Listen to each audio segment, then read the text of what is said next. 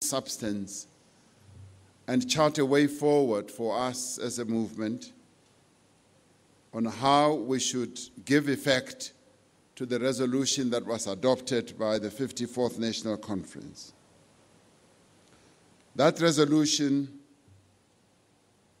on the land issue has unleashed in a number of ways perhaps the biggest political debate on any issue since 1994.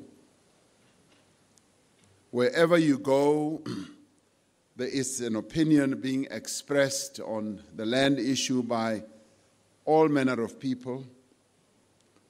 This is to be welcomed. The fact that well over 140,000 submissions have already been submitted to Parliament is indicative of the importance that South Africans from all walks of life attach to this important debate. It is common cause that the debate that our nation is engaged in is about how we should deal with this most important resource, land, that was taken away from our forebears hundreds of years ago. I have in the past characterized the dispossession of land from our forebears as the original sin that was committed against our people by the colonial invaders. In response to the violent onslaught of land dispossession our forebears were subjected to, they engaged in gallant battles and wars to resist and stop the dispossession of their land and to retain their sovereignty. Alfred Daike, an indigenous Mohawk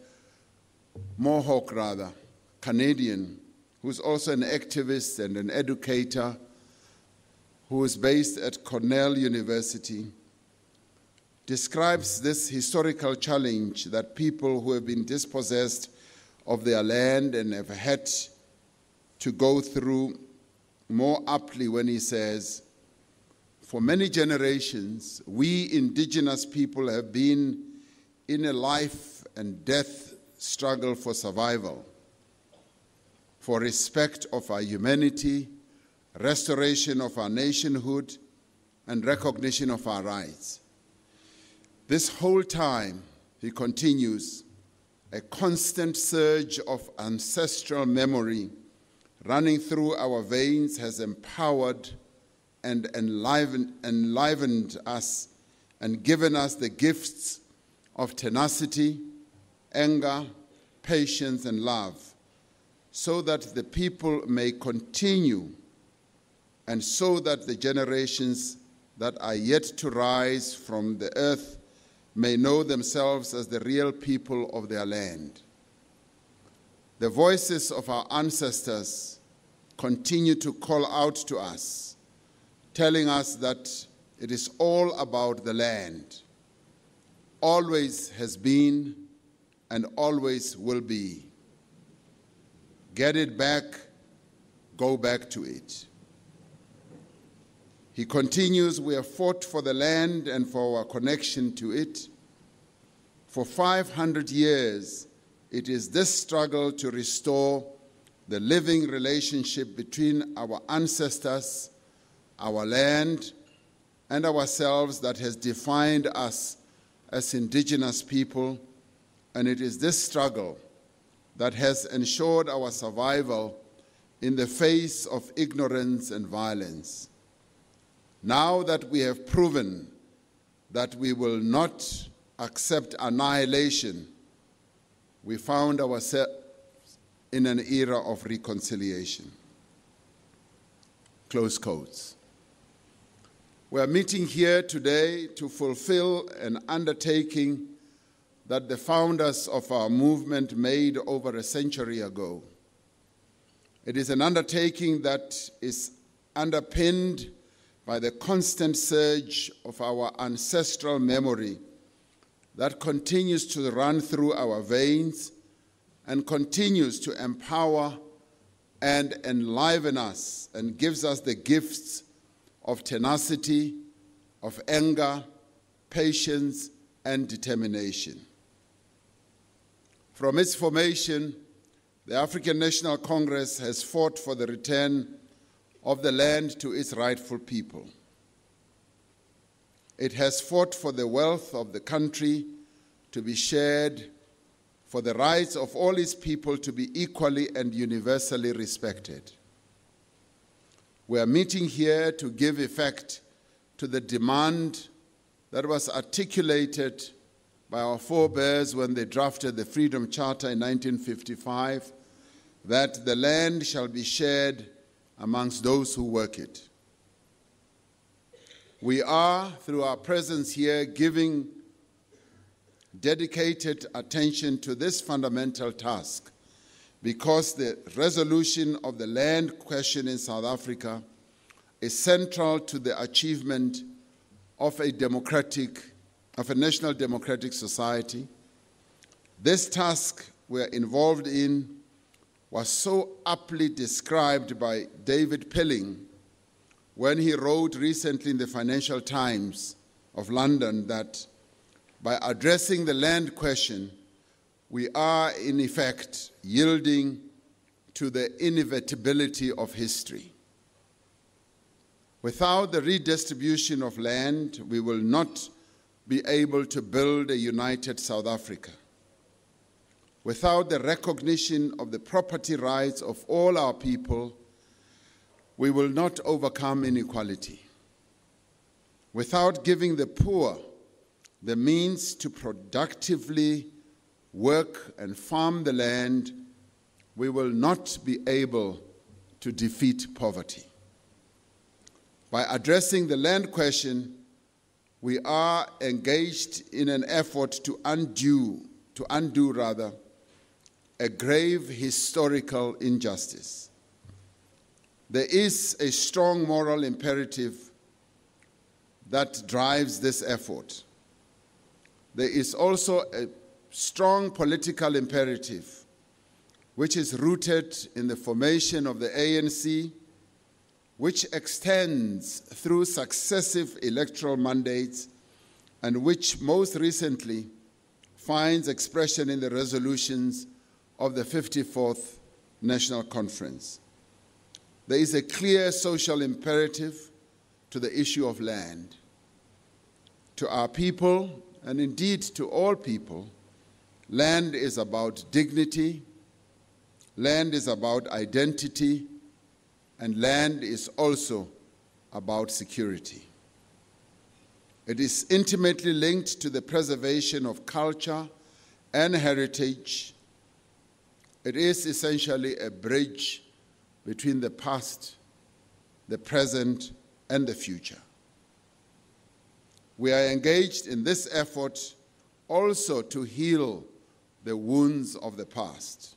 At the same time, we are also driven by a very strong economic imperative.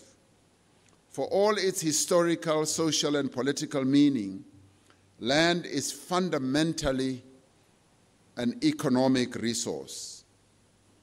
And like all other economic resources in this country, it has historically been employed to serve the interests of a narrow section of society.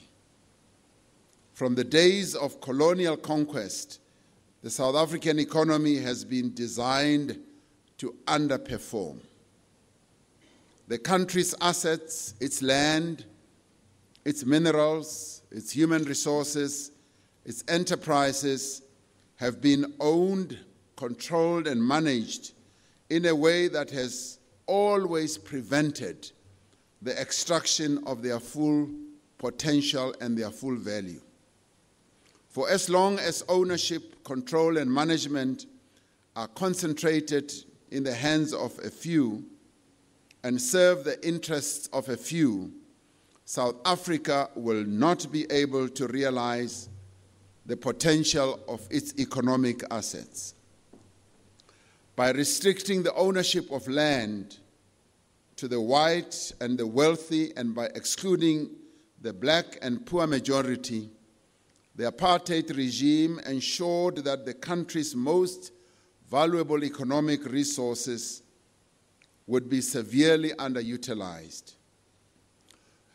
To have placed 87% of land in the ownership of a white minority and only 13% being made available to the black majority was a clear act that was meant to stunt the economic prospects of our country.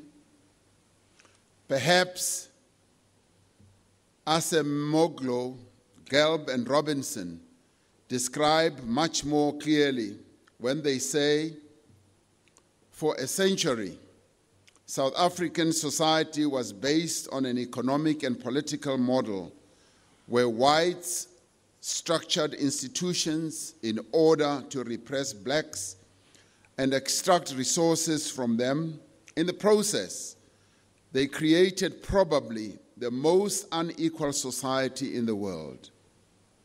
The extraction of rents from black people created a massive misallocation of resources. These were not just human, but also physical. Blacks had no access to land or capital, and the Calabar blocked them from upward social mobility and removed the incentives to invest in human capital, close quotes. As a consequence, the South African economy has always been stunted, and its development has been held back for centuries because it never got to a point where all the resources of the country were properly and effectively utilized.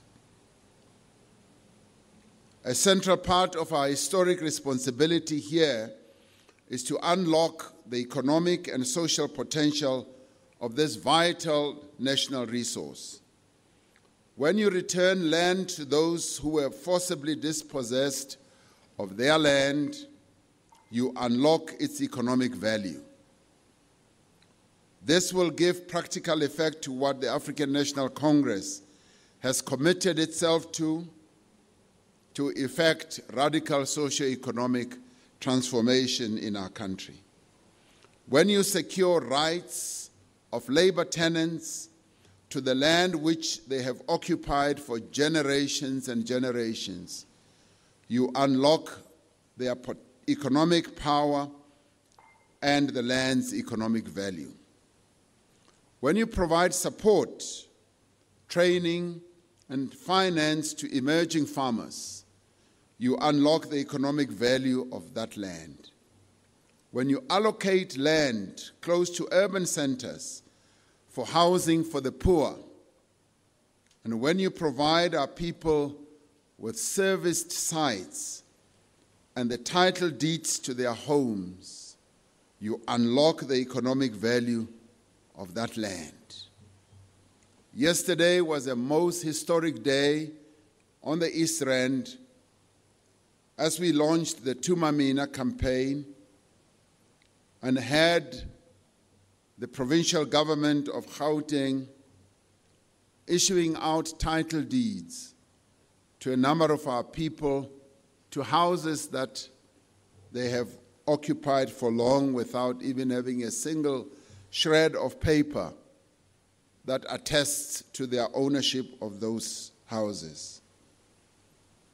And they have announced that they are going to be issuing more than 200,000 title deeds from now onwards. And every Friday is now going to be a title deed Friday for the government of led by the ANC in Gauteng.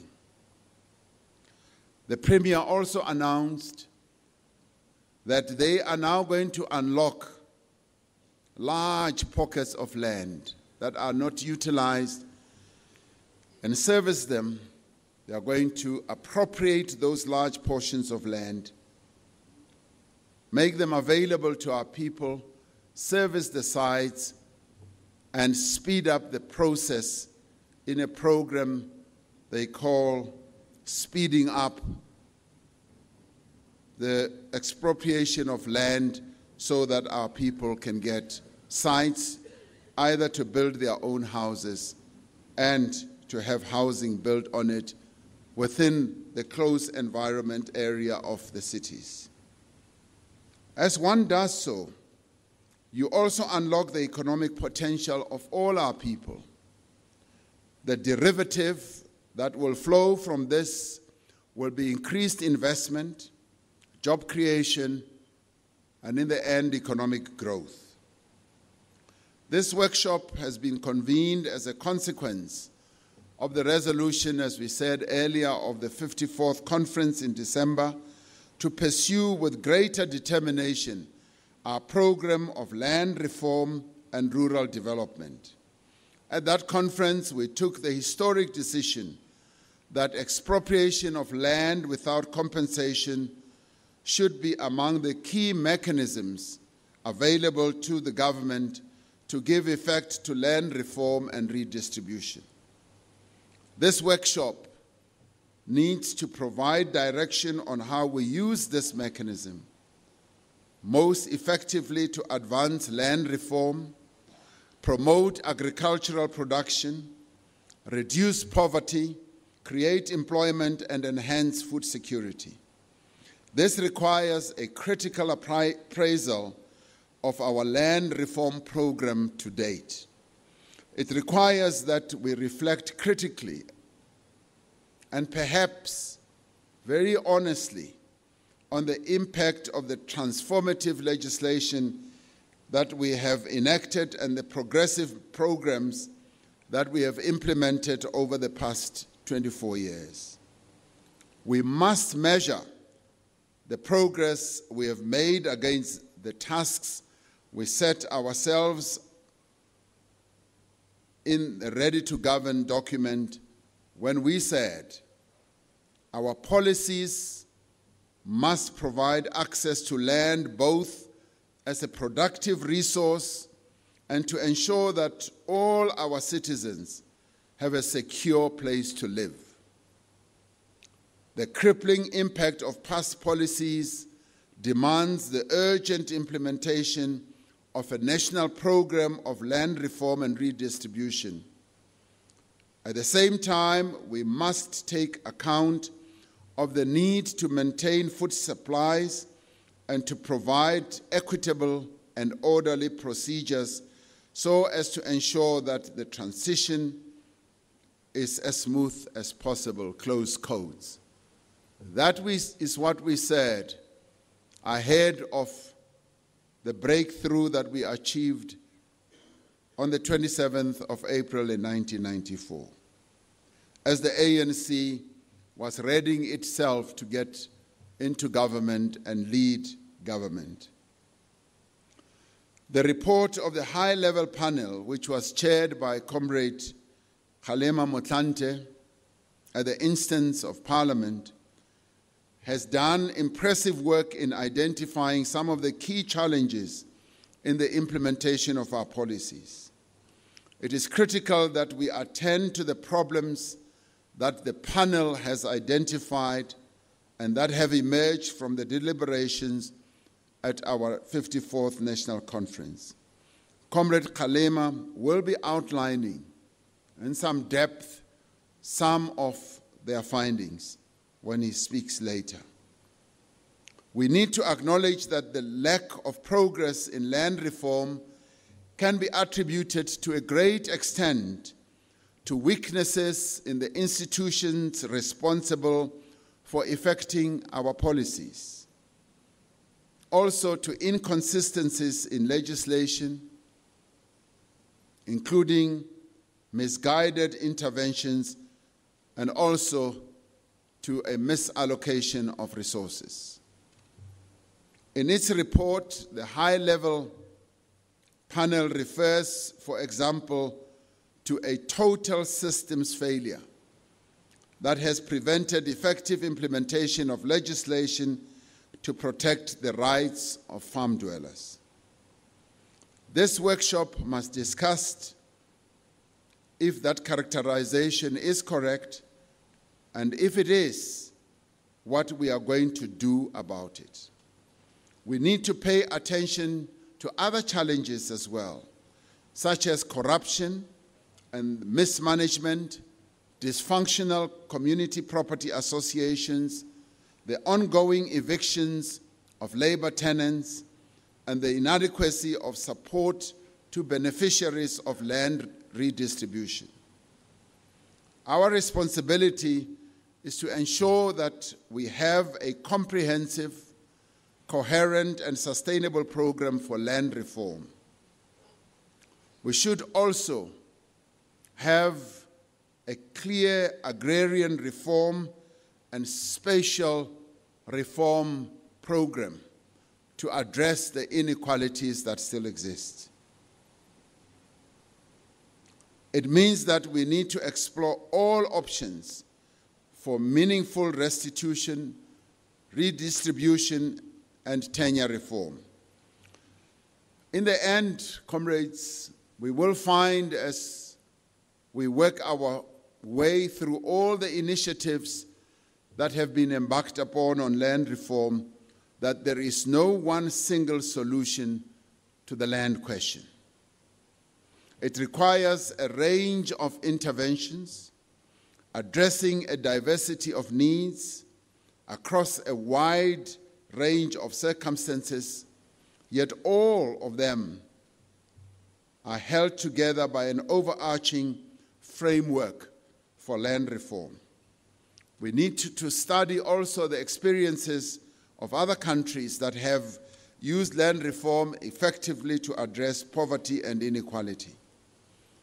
We must also assess our own innovative efforts, such as the 50-50 model, where established farmers enter into joint venture projects with their farm workers.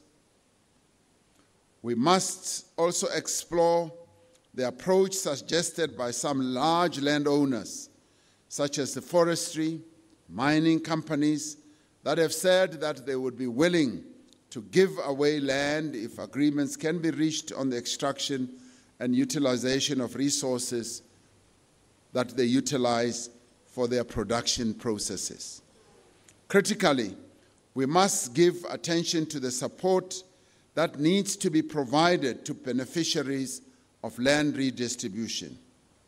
We must develop clear programs for the provision of finance, training, market access, irrigation, seeds, fertilizers, and equipment that contribute to the sustainability of emerging agricultural enterprises.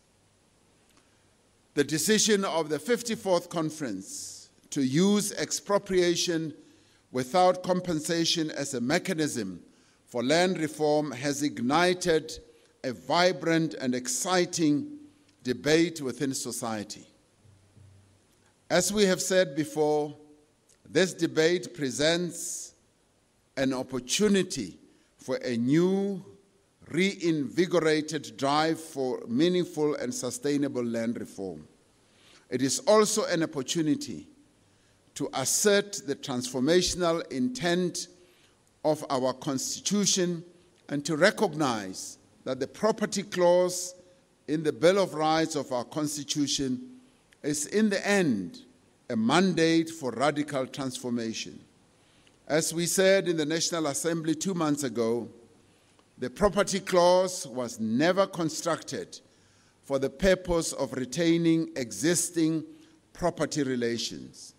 It is a transformational instrument constructed to facilitate the lawful transfer of land and property to South Africans who had been deprived of land through colonial and apartheid policies. It is our collective responsibility to use these provisions of our Constitution more effectively and more directly to drive land reform with greater urgency and purpose. We've been given, comrades, a historic opportunity to resolve once and for all the land question in South Africa. Let us seize this moment.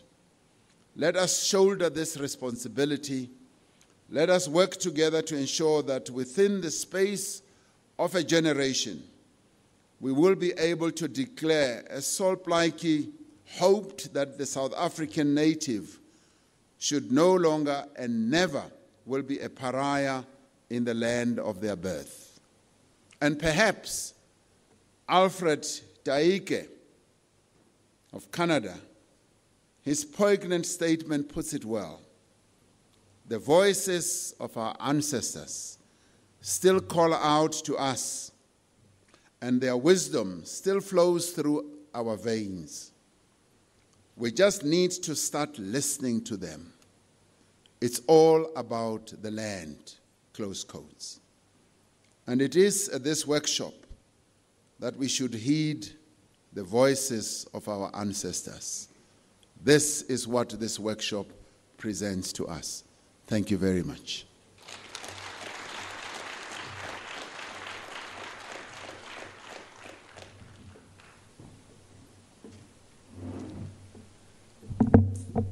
Thank you, Comrade President. Where is our communication team? I thought our relationship with our friends from the media has come to an end. We love you too much, but we don't want you to analyze this workshop before we finish. So our relationship with our friends from the media.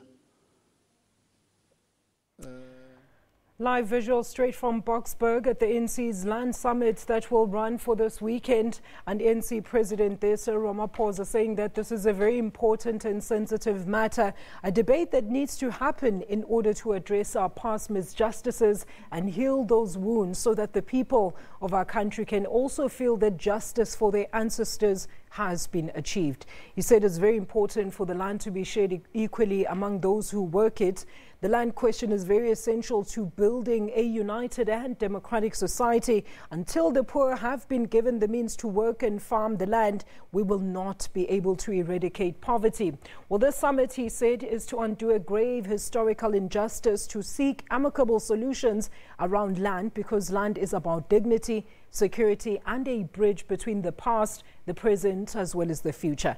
Land is also an economic worry, since our economy was designed not to succeed under the current legislation, which places 87% of land into the white majority, thus creating the most unequal society in the world. He said when we return land to their rightful owners, you effect radical economic freedom, saying that this workshop needs to provide a very clear direction on this, as it will ultimately lead to reforms of transformative legislation that we have tried to grapple with for the past 24 years now, and that the policies of the ruling party must also provide a proper framework on the redistribution of land. He said we can attribute the lack of progress to the lack of ethical, decisive government interventions, the misallocation of resources, as well as misguided reforms that sought to deal with this land redistribution. He said this is precisely what this summit is going to seek to do,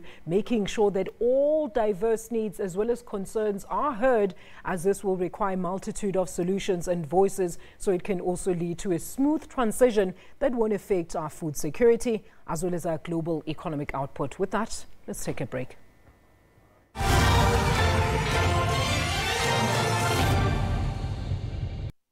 SABC is the official broadcaster of the 2018 FIFA World Cup Russia.